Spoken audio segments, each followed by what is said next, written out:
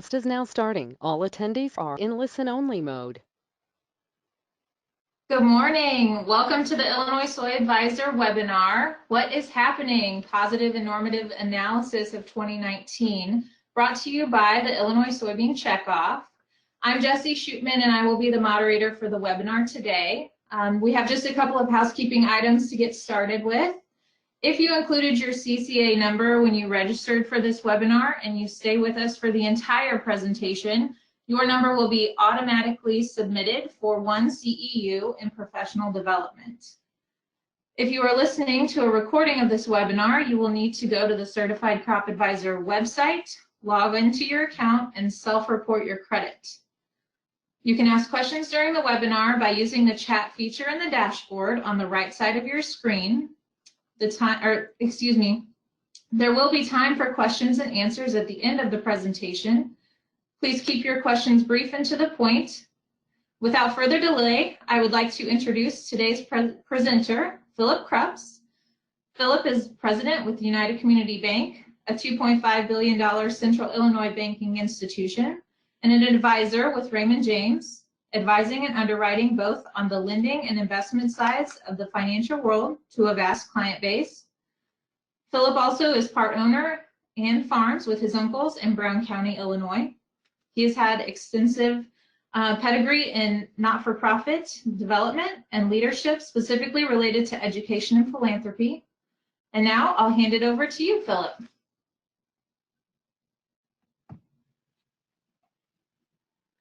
Very good. Good morning, everyone. Thank you for the opportunity to be with you today. It's from the windows view, it's a beautiful sunny day, but Mother Nature has really brought winter to us here in Adams County, where I'm sitting today. And it's an interesting week to start to have some commentary about what I term the positive and normative analysis of things that are happening both in the past year, but also in our world moving forward. The reason why I term it that way, or because I feel that that's something that we all need to collectively look at, is because we get a lot of junk out there. Growing up in a farm family, quite honestly, my most early memories of farming, I was born in 1978, so really and truthfully, 1983 was a year I could never forget and had some pretty distinct memories of, because I can distinctly remember, aside from all the weather issues, just as a farmer's child in general, I saw my dad and my uncles pacing a lot. I saw lots of conversations at the kitchen table. Saw lots of things happening that helped to mold kind of my outlook or my views on agriculture, but also helped to inspire me, hopefully to have a positive impact in the role that I do in my professional life. And some of those things, as I learned over time, is that there's a lot of speculative commentary that happens both then and even more so now. Because all it takes is simply technology like this, and anyone can purport themselves to be an expert, kind of put their shingle out, so to speak, and share their commentary. Even our mainstream media presents a lot of information that unfortunately I think is a little misconstrued because we opinionize it so much. So what I've done over hopefully my career, and also in my time also taught economics for John Wood here in Quincy, Illinois, was to really work with my students and my clients to say, okay, let's take the information at hand and let's work it between the positive and the normative analysis. And very simply put, that's the difference between what is and what people are saying what ought to be. In that context, let's just simply take what's happened this week, for example.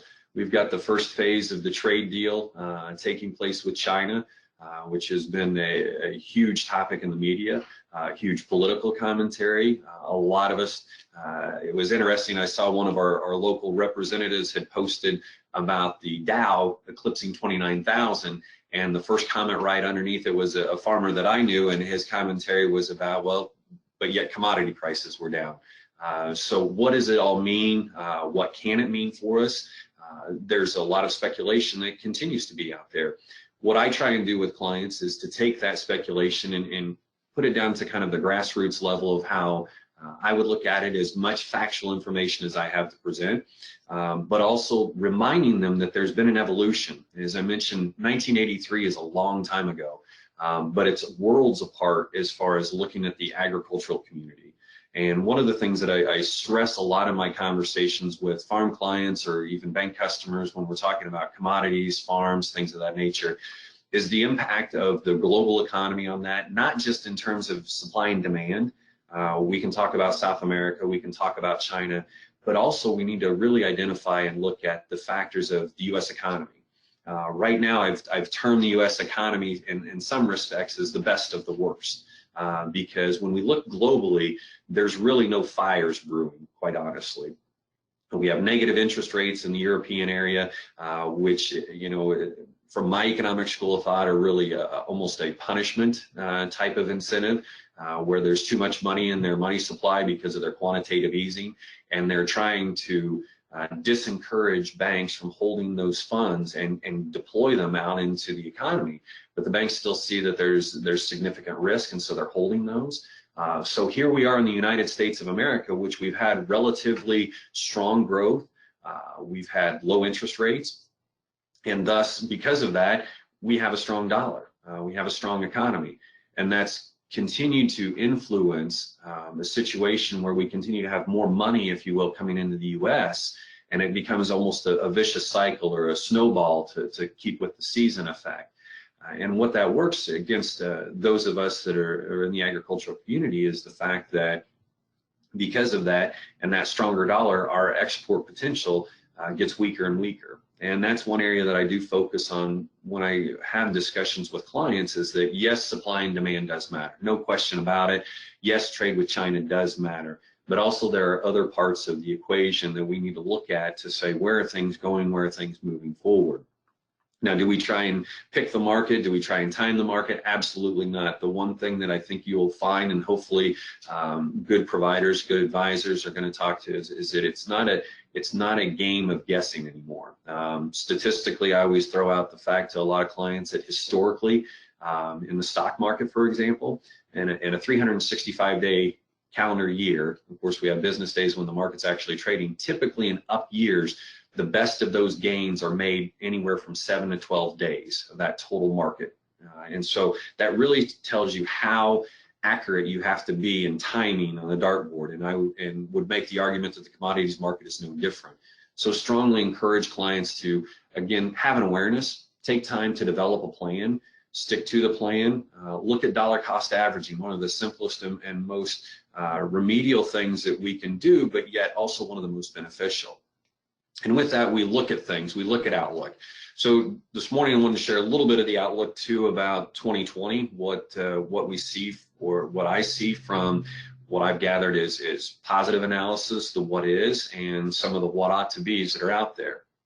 U.S. economy, for example, with the current situation that we have in the U.S. economy, where we have basically full employment, we have low interest rates, we have continued corporate profits, although it is worth noting that a lot of those corporate profits are juiced, so to speak.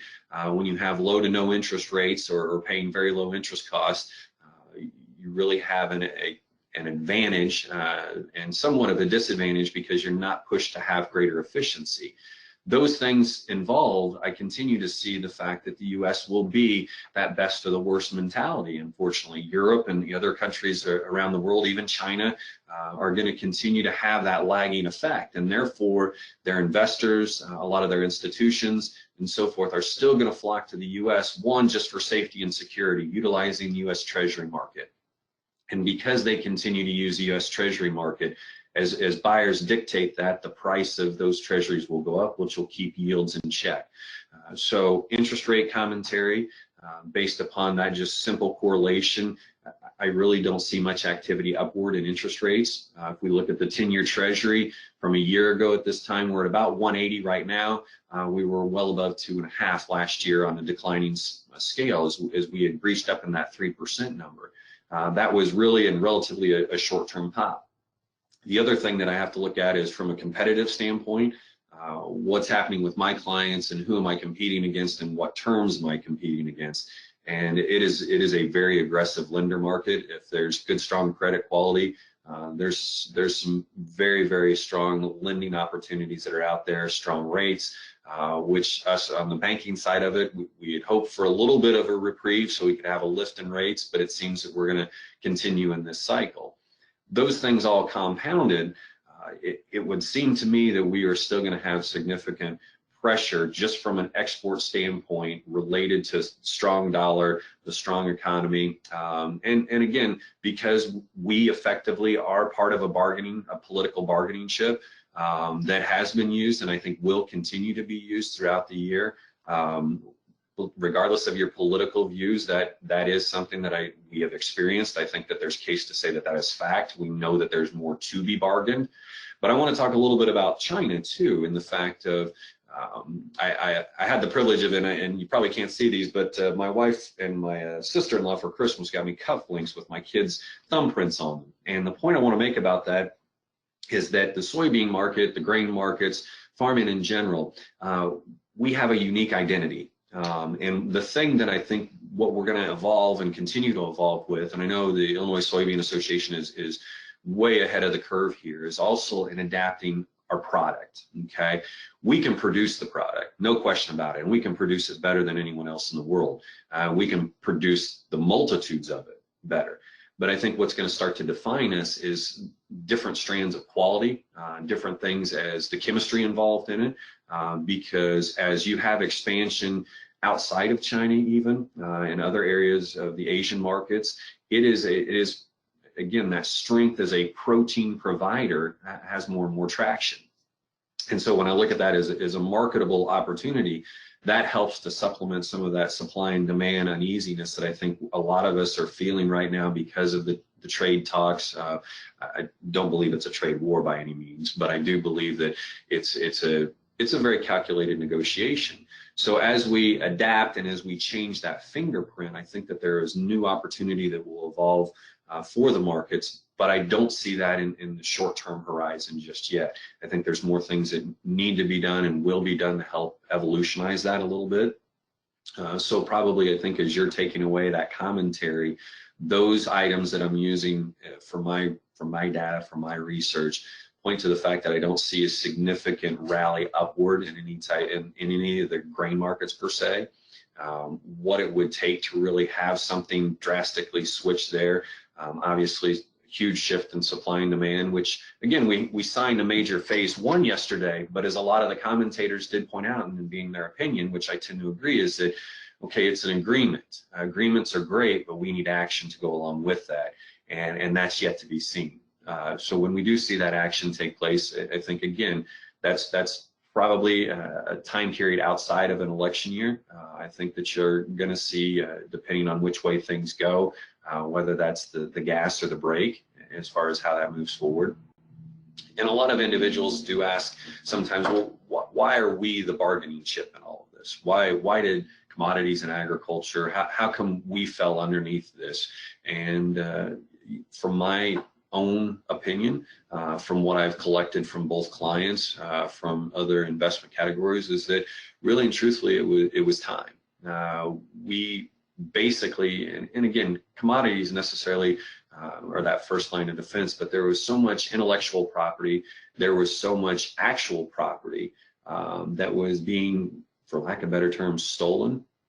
It was time to make changes. But also I do want to point out one area that I think has a lot of leverage in this, and I do think that the Trump administration probably realized this. I hope that they realize this. I'm going to give them credit, even if they don't need it. But the U.S. is, remember, we were going to run out of oil. There wasn't going to be enough oil in the world. There wasn't going to be enough of those natural resources. And yet now the U.S. is a net exporter.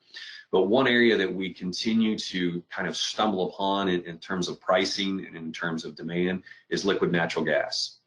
Liquid natural gas is a huge part of really the Chinese survival model for moving forward.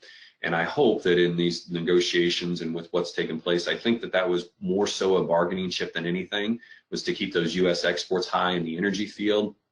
Unfortunately, things like grains and other raw materials became collateral damage in that negotiation. But I do believe moving forward, we want to be the seller to those growing nations like China. The other thing that I think is the timeliness of this in China, and even students heard me saying this over a decade ago, is the fact that I never really had a lot of worry about China eclipsing the United States One, just because the manner of government, but also because China had this unique situation with their baby boom generation. And it's nothing like what we have seen here in the United States, but then in 2020, they really hit this fulcrum point because of their, as I always call it, their mandated government birth control program of the one child was going to start to work against them. Because unfortunately, that one child had two parents in some aspects, and those two parents are going to age, they're going to cause capital shallowing, and they're not going to allow that one child to fully contribute in productivity to the workforce. So again, long term and over time, I do feel that demand will continue to increase with not only the needs or the request for soybeans as a protein issue, but also as a, in a byproduct for feeds and so forth to raise other protein products within China or outside of China. Those things do take time, and this is that evolution that I do see, is that China has invested so much in becoming a dominant economic player and kind of playing by their own rules. At the same time, they've overlooked some of the basic fundamentals of how to develop their population so that there's sustainability with that too. And again, the United States, again, we're still running in that 2.1, 2.2, depending upon the survey information that you get, children per family or per couple, if you will. And so we're matching up very well. Plus, hopefully with some immigration reform, we can continue to bolster that. So we are going to be that active and avid workforce that can help to supply the opportunities that are out there for potential increases in trade with China, or even that part of the world in general. So again, in the short term, taking the information that I see in front of me, that I have seen the markets produce, that I've seen the economy produce, I do feel like we will continue to be in this very, very vanilla, if you will, commodity market, where there's not going to be a lot of excitement. I don't think we're going to have the floor drop out from underneath us in any way when all the trade conversation started, but I don't think there's anything that's really going to rally us more to a higher point, unfortunately. But what I do think that is one thing that, and I especially see this in a lot of our young farm clients, is that they are taking an avid role in making their product identifiable.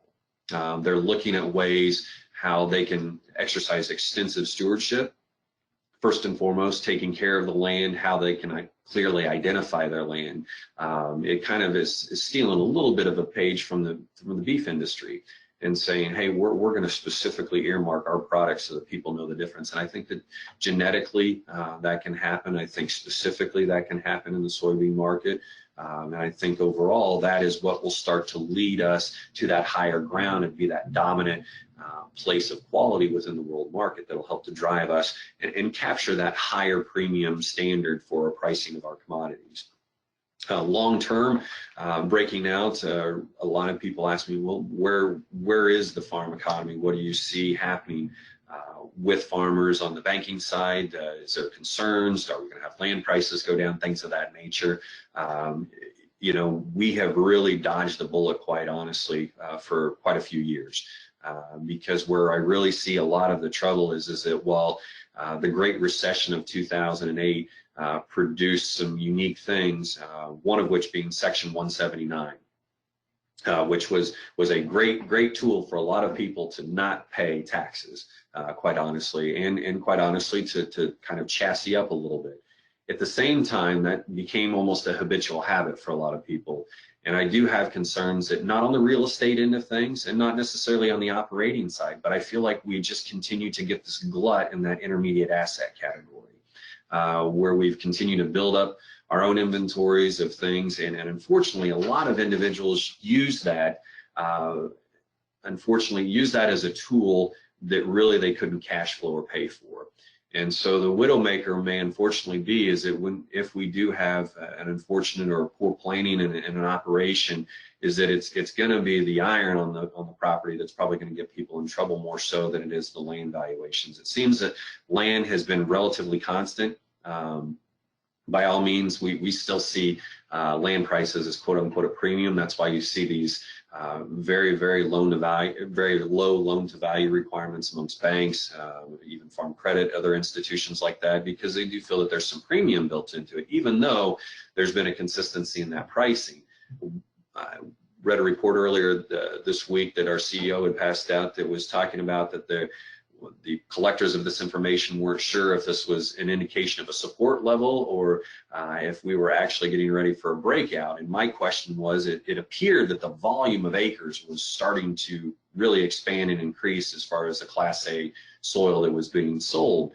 But my question was, can we break that out even further and tell us in what chunks were those sold? Because it's really that mentality I always tell clients is that when you go to a sale and you see a room full of actual bidders, not the spectators, but actual bidders, you know that the true price in the market has been set. So I really want to see how many of actual farm properties were being sold, not just the raw acres, to see where that leads us. But economically speaking, in general, for the U.S. economy, I don't see necessarily anything recession-worthy in hand. No real bubbles. It's not necessarily, yes, student loans are a problem, but are they going to cause an economic recession? No, I don't believe so. Is there a lot of work to do there? Absolutely. Our recession point really comes at the hands of the Fed, is my belief. We've had the opportunity for some very strong GDP growth. And when you look at nominal GDP, so again, that nominal GDP is your GDP plus your inflation, we still are tracking well ahead of the Fed funds rate. And as long as we're keeping in that range where our nominal GDP is outpacing the Fed funds rate or the bank-to-bank lending rate, you should see continued growth in the economy. Now, there's going to come a point where that inflation number, if all things hold true in economic theory, should start to ramp up, and the Fed's going to have to start to put the brakes on and try as best as they can to successfully raise interest rates, slow us down a little bit so that we don't have any type of major recession, but just give us a pause. The critical part to that is, where's the rest of the world at that time? Because unfortunately, if the rest of the world hasn't gotten their act together, if their economies aren't flowing and connecting at that point, really a lot of the Fed's work is going to be all for naught. It's going to be very similar to what happened last year.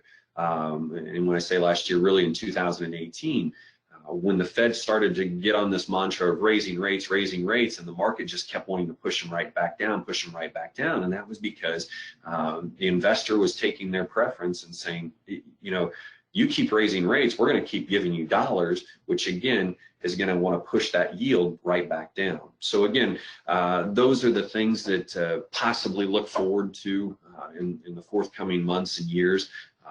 Obviously, politics have a lot to do with that, and I think that's the point at which I'd like to really put a little bit of emphasis on is fiscal policy. I think in the past we've always seen fiscal policy as the lagger. That Washington can promise to do a lot of things and effectively do a lot of things, but it has a lagging effect. I will say that I think that the influence or the impact of leveling the playing field on two basic realms, on both trade and corporate taxation, has really, really changed the game for the United States economy. If in fact we have more tax legislation or more fiscal policy that's going to be coming forth, and when we probably will, it's a political year, that you're going to hear some pretty good hooks thrown out there. Those things from a fiscal standpoint really are what can help drive the economy further. We really, and personally, the less the Fed does at this point is better off for us. We're going to let the markets hopefully work themselves through it. But I think the real key to really agricultural commodity strength is hopefully some strength elsewhere to really level out the dollar a little bit, to show strength, because again, that strength is going to promote buying as well. That buying is going to promote productivity, ingenuity, things of that nature, to help us look at better ways to sell our product, to market our product in a globally advancing world. And that's the last point I would like to hit on just a little bit is we've always been under this auspice of globalization for quite some time. And globalization was something that I can remember teaching about some time ago, and students would really scratch their head and ask, well, what is globalization? And I said, well, globalization is a lot like living in my household when I was a kid. Globalization meant that you can have your own ideas, your own thoughts, and so forth. But when it came time to get in the car to go to church, you were under one idealism at that point. And it was not necessarily forced upon you, but it was expected of you. And globalization was really this theme that we had, that we were going to have this happy-go-lucky type of really infused trading relationships. Everyone would get along. We would have mirrored economies and things of that nature. And what you've actually seen is a complete opposite of that. We've got Brexit, which is really and truthfully a nationalization effort. You've seen more of that domestically in the United States. And quite honestly, I do believe that you're going to see more of that in the Asian countries as they find their sea legs, so to speak, in working through a lot of this, is that there's going to be more nationalization. Don't get me wrong, I'm not saying communism or socialism, things of that nature, but people want and need more than anything to have an identity. And so with that, that will promote, unfortunately, some turmoil. Turmoil is a good thing for commodities. Turmoil promotes some opportunity there for us, and I do believe, again, thinking in the next few years, and when I say that, I'm thinking in that next 2 to 5 year range, I do believe that we're going to have an opening where there's going to be some of that drastic change that continues to evolve within the world. Hopefully those other economies have picked up some steam as well. That opens up more doors for us domestically, both as investors, as farmers, as producers, things of that nature. But those are just some of the thoughts I thought I'd share with you as far as where I see things at this point, what I see opportunity, where I see risks developing. And Jesse, how are we doing on time there? We got a little bit more? Yeah, we are good. We have another few minutes if you have another topic you want to talk about. We also have time for some questions. Sure. So let's go ahead and start with some questions if you don't mind. Yep, that sounds great. So we actually have a question from the audience first here. Okay. So just in your experience, can you give us a little bit of deeper understanding of what happens when you're advising a client who's maybe a little bit older, let's say they're in their mid-70s, and they ask you, hey, I want to take money out of my IRA because I need to pay down some of that intermediate debt that you're talking about, or we need to pay off some tax bills. What kind of advice do you give them? Is that a good idea? Is that a bad idea? Absolutely. Based on just your knowledge of where the economy is headed and what's best for them as well? Absolutely, that's a great question, and it does come up more and more. And I always try to ask the question, why are you asking me that? Because there's a lot of driver that comes into that. Is that question because there is an economic reason? Is there an emotional reason? What is really the backstory behind that? I always lean on the Toyota mentality of the 5 whys. If you continue to ask the question why at least 5 times, you get to that real root of it. And if the root is that, well, I don't like the debt, I want to get rid of it, things of that nature, then I think we need to sharpen our pencil a little bit more, because that's more of a reactive thing. But when we start to ask those whys and we really get down to the basics of it, as Philip, I'm having some true significant cash flow problems. I really need to alleviate this debt. I want to continue this on. Here's kind of my succession, where I see things going in the future. We want to analyze those things, because with everything there is a trade-off, and we want to look at not only the true cost. So again, let's use that IRA question as an example. We're going to have taxes to deal with there, but also the opportunity cost of what that IRA could have done in those retirement years if that customer was of an older age or even a younger age. What things are we sacrificing in order to do this? And is that sacrifice minimal compared to what we're realizing with that current debt right now? And really look at that and really let the data drive the decision there. Because if we get to it that it's a true data-driven decision, it will be the right decision. And it's okay to make decisions like that. We just want to make sure that we give it prudent thought and know all the details that are behind it. Sure. Well, kind of along those same lines and some cash flow challenges that people have had recently, what have you seen as far as a trend in your bank for term debt ratio, coverage ratio challenges? It does seem to be getting tighter, absolutely, without question. And one, because of, I think a lot of it comes down to, first of all, the marketing aspect of it, making sure that we're pinpointing a solid revenue base to work from. That's one of the things. I will say this, and I don't say it insensitively, but I think a lot of our producers have not gotten carried away, is a pretty heavy-handed word, but maybe not been in check with really maintenance purchasing for equipment. It's been more tax buying, things of that nature. And when that's not coming on a cash purchase, that's hurting that debt service, and that's where I think we've seen probably the biggest risk, and quite honestly, just balance sheets that are getting a little out of scope. You like to have that nice flow from your short, intermediate, and long-term assets and their respective liabilities, and it seems like we're getting some traffic jams at certain points. So it's really just a comprehensive effort to sit down and to say, okay, let's look at this, and let's not be afraid that if we need to change something, I want to make sure that you're willing to change with us because we think it's the most appropriate thing to do. So yeah, we've seen pressure on those coverage ratios, but for the most part in our organization, I think that we've had a very strong opportunity because of stronger balance sheets, true balance sheets that have had earned net worth increases where we can make the appropriate adjustments and weather through the storm, so to speak. Sure. So kind of staying along the same lines of interest rates and interest ratios, I know you talked a bit about the fiscal policy driving that tremendously hard, you know, whether that's going to go up or down, but have you seen any indicators in the markets that or would make you think there's going to be a change coming soon on that? Well, there ultimately will have to be a change in interest rates, because what we are struggling with now is the fact that well over 50% of the new debt in the bond market that's being issued is BBB or lower. So that is an indication that we're selling a lot of stuff to debt holders that's really not of quality. And at some point, those companies along the way are going to start to stub their toe a little bit, and people are going to realize and say, I'm not getting any risk premium for holding this investment. And that's ultimately what will really make the biggest change for us. The Fed's manipulation of their balance sheet, of quantitative easing of interest rates, it has some effect, but again, as you saw from 2018 into 2019, markets are just a lot stronger than that, and I think we'll keep that. And don't forget, who's the biggest debt holder in the world?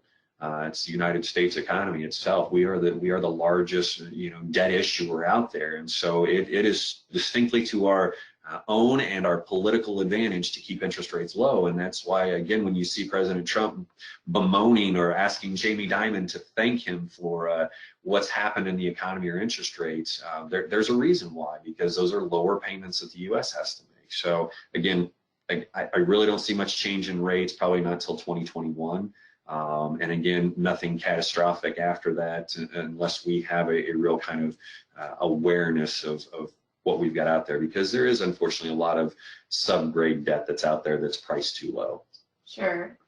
So do you think that the steady land prices are an indication of the fact that rates are low, so it's not as enticing for investors to buy bonds and those kind of things? It's more enticing to have land as their asset? It is, and actually I have a closing this week with exactly that situation where an individual, again, had the opportunity to buy some land and was actually going to do it in a cash purchase.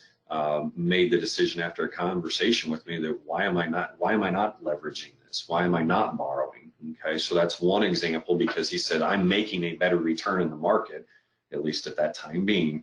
I'm going to leave my funds in the market. I'm going to borrow the funds with you in order to do this, and I get the best of both worlds, that Allonge type of strategy that he's deploying.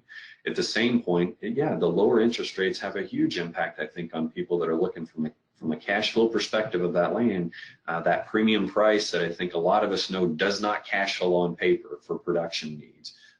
It still gives them a little bit of a go-to way to make things look better.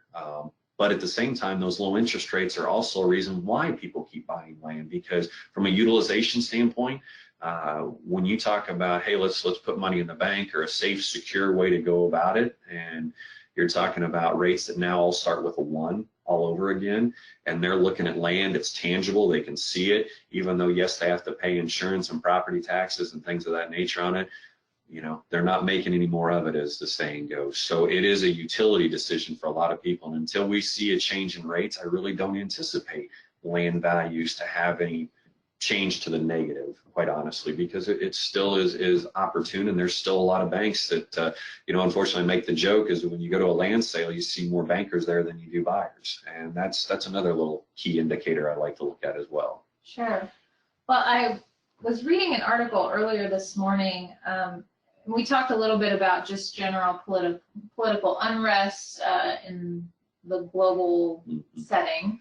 So there's a development about Russia and maybe having some turnover in their government, the recent issues we've been having in the Middle East. And I know that you had mentioned that was not necessarily going to cause a huge hiccup in the U.S. economy, but I just want to touch on that again. And kind of, I wasn't sure if there was a reason why that was going to not have such an issue, or if you could expand on that. Sure, absolutely, and it's perpetual for one. Is that I think that if while that all of these things and you know, first of all, God bless those people that serve and protect us to keep us as safe as they do, and what we stand for in this world. But these aren't new issues, unfortunately. They're repeat offenders. They're things that we continue to see all over again. And again, let's take Russia, for example. Russia is truly, it is a commodity-based economy. There is not a final product from Russia that I think we all clamor to have. You know, they're not producing iPhones, they're not producing some sort of equipment or anything. I mean, oil is how Russia really lives and dies. And so the unrest that can be there at times can be a beneficial factor because they are directly tied to that commodity. There is some opportunity as that has volatility that can help that volatility help to bolster pricing elsewhere. But again, I think the moral of the story is it's not the first time we've read this book. It seems to, as the saying goes, history repeats itself, but it's repetitive in both of those areas. The other thing with the Middle East is that, again, when we were a dominant importer of things from the Middle East, it mattered differently. Now that we are a net exporter specifically of oil and certain energy products and whatnot, the landscape has changed a lot. And I think that's why you see some of these aggressive actions being taken politically, is because you can't hold us hostage, so to speak, in that situation. Sure, absolutely. Well, I think my final question for you is, what channels and publications do you utilize that you feel are the most accurate and timely when you're looking for information? I know there's a lot out there, but just for everyone that's listening in today, is there Sure. anything or specific places where you go to get your information? Yeah, I would say first and foremost my wife, because to date she's not been wrong. But no, I think that's really the case, is that having good advisors is the thing. I think we have a lot of opportunity to mainstream media that is very opinionated. I mean, you know, I work out in the mornings, and one side of the locker room has Fox on, the other side has MSNBC, and the world's two different places on each side of that locker room. So I try not to listen to a lot of that. Really and truthfully, it's a lot of, I think, just paying attention to, let's use Bloomberg, for example. Take a look at a Bloomberg article. There's bias in there. There's commentary in there that maybe is a little bit skewed, but using that technique of positive and normative analysis of when you read something, is there something factual can back that up? If that's yes, and what the exercise I used to have my students go through is we go through articles and we cross out that normative analysis. And what did that article say? That one-page article comes down to one paragraph of stating a fact and using that. But at the end of the day, honestly, my most cherished resource are my clients. They have their hand on the pulse, because what they're feeling and what they're comfortable or uncomfortable with is driving their actions. That's really and truthfully what drives everything else. So the more conversations I have with them, not necessarily them telling me what they think, but me hopefully listening to what they're truly saying is where I find most of my guidance, and what I perpetuate to other clients, to conversations I have with you as well. Well, that's great. I appreciate all of those answers, and I hope that if anyone is listening, they can forward those questions on to us, and we can of course reach out and Absolutely. Send those to you at a later time. So Okay. I am just going to go ahead and shut off the video feed here, and we will finish up. So that concludes our webinar on what is happening, positive and normative analysis of 2019. Our next Illinois Soy Advisor webinar will be on February 20th, and you can register for that event or view the recording of this presentation and other soybean and profitability resources on the checkoff funded website, ILL Soy Advisor. Thank you for attending and have a great day. Thank you.